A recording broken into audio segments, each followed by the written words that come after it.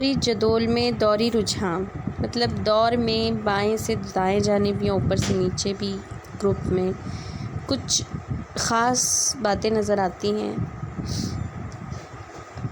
जो गिरफ्त से ताल्लुक़ रखती है या जौहर की जसामत से या धाती अधाती ख़ुसूसियत वग़ैरह। तो उसमें सबसे पहले हम गिरफ्त देखेंगे। हम गिरफ्त पढ़ चुके हैं। यहाँ जो डेफिनेशन तारीफ़ लिखी हुई मैं पढ़ रही हूँ। गुज़िश्ता जमात में आपने पढ़ा है कि अनासिर के जौहर के बैरूनी मदार में मौजूद इलेक्ट्रॉन की तादाद यानी गिरफ्ती इलेक्ट्रॉन की तादाद से अनासिर की गिरफ्त तय की जाती है। मतलब किसी भी जौहर के सबसे आखिरी मदार में कितने इलेक्ट्रॉन हैं, इसके मुताबिक उसकी गिरफ्त तय की जाती है। मैं ये ऊपर वाले जदोल में आऊँगी। यहाँ देखेंगे हम इस जदोल पे गौर कीजिए। यहाँ पर आप देख रहे हैं पहला है हाइड्रोजन। हाइड्रोजन के नीचे उसकी इलेक्ट्रॉनिक तश्कील लिखी हुई है। हाइड्रोजन के पास सिर्फ एक इलेक्ट्रॉन है और एक ही मदार है। पहला मदार ही उसका आखिरी मदार है जिसमें सिर्फ एक ही इलेक्ट्रॉन है। लेकिन पहले मदार में 2 इलेक्ट्रॉन की गुंजाइश होती है, मतलब उसकी कैपेसिटी 2 इलेक्ट्रॉन रखने की होती है, जबकि हाइड्रोजन के पास एक ही इलेक्ट्रॉन है। तो अगर वो एक इलेक्ट्रॉन किसी से लेता है या साझेदारी शेयरिंग करता है तो हाइड्रोजन की गिरफ्त होगी एक, क्योंकि उसको एक की ज़रूरत है। उसके नीचे देखिए लिथियम में भी पहले मदार में 2 इलेक्ट्रॉन, दूसरे मदार में 1 इलेक्ट्रॉन है। मतलब लिथियम भी देखो दूसरे मदार की कैपेसिटी जो होती है वो 8 इलेक्ट्रॉन की होती है, लेकिन लिथियम के दूसरे मदार में सिर्फ 1 इलेक्ट्रॉन है। उसको 7 इलेक्ट्रॉन कौन देगा?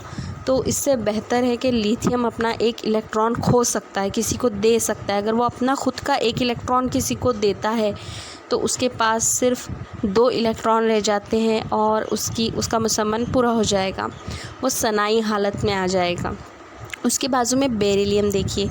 बेरिलियम के पहले मदार में 2 इलेक्ट्रॉन, दूसरे मदार में 2 इलेक्ट्रॉन हैं। आपको दिख रहा होगा 2 2। पहले मदार में कैपेसिटी 2 की होती है और दूसरे मदार में भी कैपेसिटी 8 की होती है, जबकि उसके दूसरे मदार में सिर्फ 2 ही इलेक्ट्रॉन है। 8 की कैपेसिटी है, लेकिन बेरिलियम के दूसरे मदार में 2 ही इलेक्ट्रॉन हैं, तो उसको 6 इलेक्ट्रॉन तो कोई भी आंसर नहीं देगा। तो वो क्या करता है, वो अपने 2 इलेक्ट्रॉन दे देता है, किसी से 6 लेने की बजाय अपने 2 इलेक्ट्रॉन डोनेट कर देता है और उसके पास सिर्फ 2 ही इलेक्ट्रॉन रह जाते हैं। 4 में से वो 2 दे देता है, उसके पास 2 ही रह जाते हैं। मतलब वो कितने इलेक्ट्रॉन दे रहा है? 2, इसलिए उसकी गिरफ्त 2 है। कोई जौहर कितने इलेक्ट्रॉन ले रहा है उसे भी गिरफ्त कहेंगे। अगर कोई जौहर इलेक्ट्रॉन दे रहा है तो कितने इलेक्ट्रॉन दे रहा है, उसकी गिरफ्त कहलाएगी। ये रिवीजन था, ये आपको पहले भी पढ़ाया जा चुका है। अब अगले टॉपिक पे हम आएंगे जौहरी जसामत। यहाँ जैसे लिखा है जौहरी जसामत, जसामत यानी साइज़, वहाँ लिखा भी देखो एटॉमिक साइज़। कैसे नापते होंगे? हमने तो पढ़ा है कि जौहर जो है गोल होता है, उसके बीच में मरकज़ होता है। तो जैसे दायरे में आप मरकज़ से लेके एंड तक के पूरा रेडियस नापते हैं, वैसे ही जौहर की भी जसामत को रेडियस उसका नापा जाता है, यानी उसके सेंटर से लेके उसका निस्फ़ कुतर नापा जाता है। मरकज़ से लेके उसका जो भी आखिरी मदार है वहाँ तक उसका निस्फ़ कुतर नापा जाता है। और इसका निस्फ़ कुतर कोई सेंटीमीटर या मीटर में नहीं, बल्कि बहुत छोटी इकाई पिकोमीटर में नापा जाता है। आप ये पैराग्राफ रीड करेंगे, अभी मैं आपको एक्सप्लेन भी करूँगी, पर आप ये रीड करेंगे। पिकोमीटर में PM लिखा है यहाँ पर, पिकोमीटर में नापा जाता है। आपको समझाने जा रही हूँ, उसके लिए आपको ये वाला table, new modern periodic table का ये वाला टेबल जिसमें ये लिथियम, बेरिलियम, बोरॉन, कार्बन ये लिखा हुआ है, यानी दूसरा दौर, तो आपको इस पर फोकस करना है। ये मैं आपको भी समझाऊंगी। लिथियम जो है वो बाएं जानिब है, बाएं से दाएं तरफ जा रहे हैं हम लोग, यानी लिथियम, बेरिलियम, बोरॉन, कार्बन, बाएं से दाएं तरफ। ये बच्चों यहाँ पहले है लिथियम, और लिथियम का जौहरी अदद 3 है, यानी उसके पहले मदार में 2 इलेक्ट्रॉन, दूसरे में 1, कुल मिला के हो गए 3।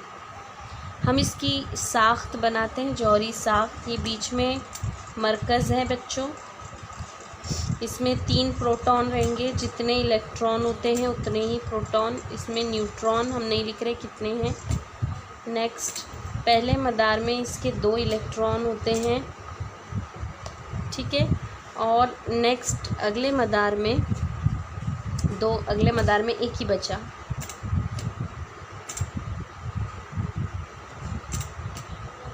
इस तरह से एक बेरिलियम पे आते हैं। बेरिलियम के पास कुल 4 इलेक्ट्रॉन हैं, इसका जौहरी अदद 4 है। पहले मदार में 2, दूसरे में 2। इसकी जौहरी साख्त बनाते हैं, बीच में बनाते हैं हम प्रोटॉन। 4 प्रोटॉन हैं, पॉजिटिव प्रोटॉन, और पहले मदार में 2 इलेक्ट्रॉन्स, दूसरे में भी 2 ही इलेक्ट्रॉन है। क्योंकि मैंने एक हाथ से मोबाइल पकड़ा हुआ है, डेफिनेटली मेरी ड्राइंग बहुत अच्छी नहीं आ पा रही है।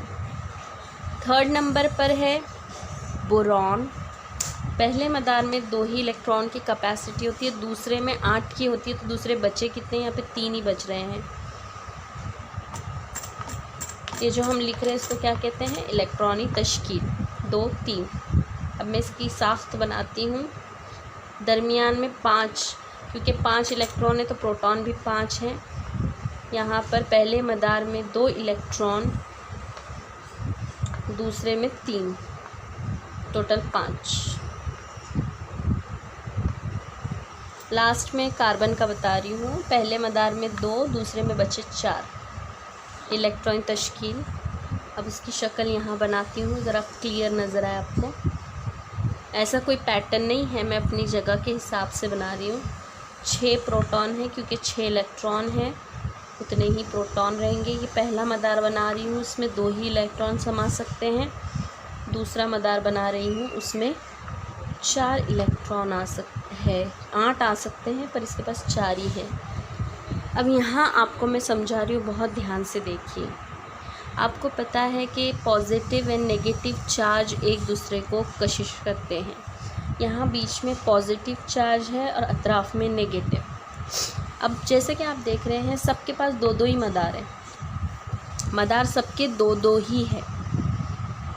पहले इस पर आते हैं। लिथियम के आखिरी मदार में 1 ही इलेक्ट्रॉन है, बीच में 3 प्रोटॉन हैं। तो बड़ी आसानी से जो ये इलेक्ट्रॉन है, इसको ये प्रोटॉन कशिश कर रहे हैं। लेकिन चूँकि यहाँ प्रोटॉन ज़्यादा है और इलेक्ट्रॉन इतने ज़्यादा नहीं है, आप आगे देखेंगे। देखिए यहाँ पर 1 की बजाय 2 इलेक्ट्रॉन हो गए। तीसरे में वही मदार में 3 इलेक्ट्रॉन हो गए। चौथे में वही मदार में 4 इलेक्ट्रॉन हो गए। मतलब आप देख रहे होंगे कि जैसे जैसे हम बाएं से दाएं जानिब जाते हैं दौरी जदोल में, वही दूसरे मदार में सबके पास 2-2 ही मदार है, और वही दूसरे मदार में 1-1 इलेक्ट्रॉन बढ़ते जा रहा है। जब इलेक्ट्रॉन बढ़ते जाएगा तो यह आखिरी मदार और दरमियान के प्रोटॉन की कशिश में इजाफ़ा होगा। पहले यहाँ 1 ही इलेक्ट्रॉन था, तो ये प्रोटॉन और इलेक्ट्रॉन की कशिश इतनी मज़बूत नहीं थी।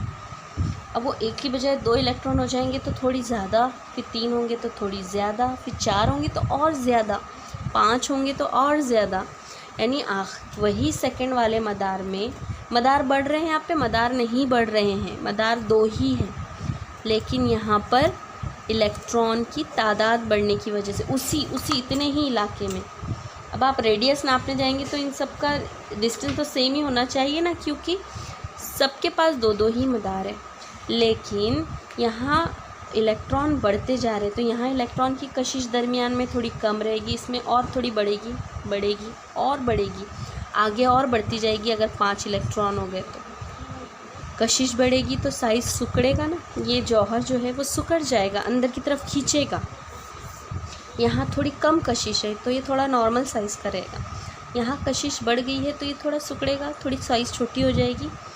यहाँ कशिश और बढ़ गई है तो यहाँ और सिकुड़ेगा, यहाँ कशिश और बढ़ गई है तो ये और भी ज़्यादा सिकुड़ेगा। यानी जैसे जैसे इलेक्ट्रॉन उस सेम मदार में, उसी मदार में इलेक्ट्रॉन जमा हो रहे हैं, दूसरे मदार में, ये भी दूसरे मदार में, ये भी दूसरे, ये भी दूसरे, ये भी दूसरे, उसी सेम मदार में जब इलेक्ट्रॉन बढ़ रहे हैं तो कशिश बढ़ेगी। कशिश बढ़ने की वजह से साइज़ छोटी हो जाएगी। यानी लिथियम से जैसे हम बाएं से दाएं जानिब जाते जाते हैं, ये दौर में आप देख लेना, लिथियम बेरिलियम जो है उल्टे हाथ की तरफ से सीधे हाथ की तरफ है। बाएं से दाएं जानिब जैसे भी हम जाते रहते हैं तो साइज़ छोटी होती जाती है। आप बोलेंगे इसके पास 4 है, इसके पास 5 इलेक्ट्रॉन, इसके पास 6 इलेक्ट्रॉन है, साइज़ बढ़नी चाहिए लेकिन बढ़ती नहीं बल्कि छोटी होती जाती है।